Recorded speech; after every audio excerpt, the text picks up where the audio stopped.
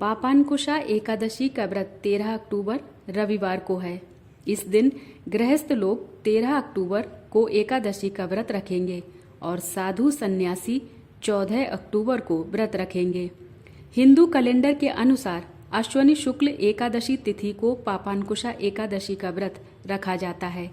यह व्रत हमेशा दशहरा के अगले दिन रखते हैं। इस साल पापांकुशा एकादशी के दिन रवि योग बना है।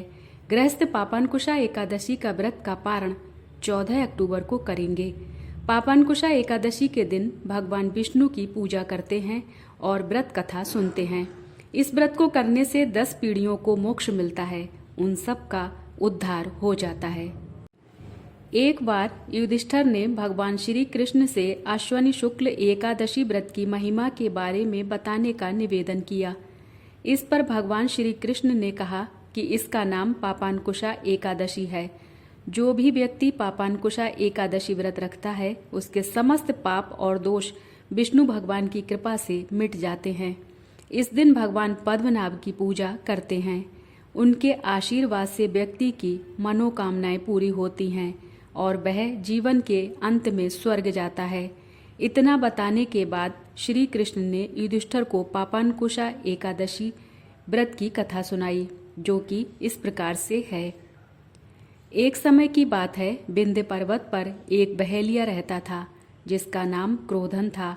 वह पापी और अधर्मी व्यक्ति था जो हिंसा करता था और बड़ा ही निर्दयी था। उसका पूरा जीवन इसी प्रकार से व्यतीत हुआ था। समय के साथ वह भी अपने जीवन के अंतिम पड़ाव पर पहुंचा।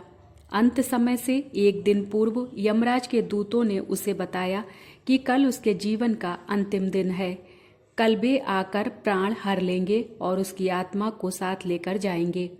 यमदूतों के इस संदेश से क्रोधन बहेलिया डर गया। वह काफी दुखी भी था। नरक के कष्ट और यमदूतों की यातनाओं से बचने के लिए वह वन में अंगिरा ऋषि के आश्रम में पहुंच गया। उसने अंगिरा ऋषि को प्रणाम किया और अपने साथ घटी हुई घटना को बताया। उसने अंगिरा ऋषि से कहा कि वह पूरे जीवन पाप और अधर्म ही करता रहा है। वह इससे मुक्त होना चाहता है। इसके लिए आप कुछ ऐसे उपाय बताएं जिससे वह पाप मुक्त होकर मोक्ष को प्राप्त हो। इस पर अंगिरा ऋषि ने उससे कहा कि तुम पापांकुशा एकादशी का व्रत करो और विधि विधान से पूजा करो। यह एकादशी का व्रत अश्विनी शुक्ल एकादशी तिथि को रखा जाएगा। इस व्रत को करने से तुम्हारे पाप मिट जाएंगे और विष्णु भगवान की कृपा से मोक्ष प्राप्त हो सकेगा। इतना सुनकर वह बहेलिया खुश हो गया। उसने अंगिरा ऋषि को प्रणाम किया और घर आ गया। अश्विनी शुक्ल एकादशी आने पर क्रोधन बहेलिया ने अंगिरा ऋषि के बताए अनुसार ही पापांकुशा एकादशी व्रत रखा। विधि विधान से पूजा की और रात में जागरण किया। अगले दिन उसने पारण करके व्रत को पूरा किया। पापांकुशा एकादशी व्रत के पुण्य प्रभाव और श्री हरि की कृपा से उस बहेलिया के सभी पाप और दोष मिट गए। जीवन के अंत में उसे मोक्ष की प्राप्ति हुई। पापांकुशा एकादशी के दिन अन्न, जल, सोना, तिल, छाता आदि का दान किया जाता है। जो लोग इस व्रत को विधि विधान से करते हैं उनको मोक्ष की प्राप्ति होती है। जय श्री कृष्णा। राधे राधे।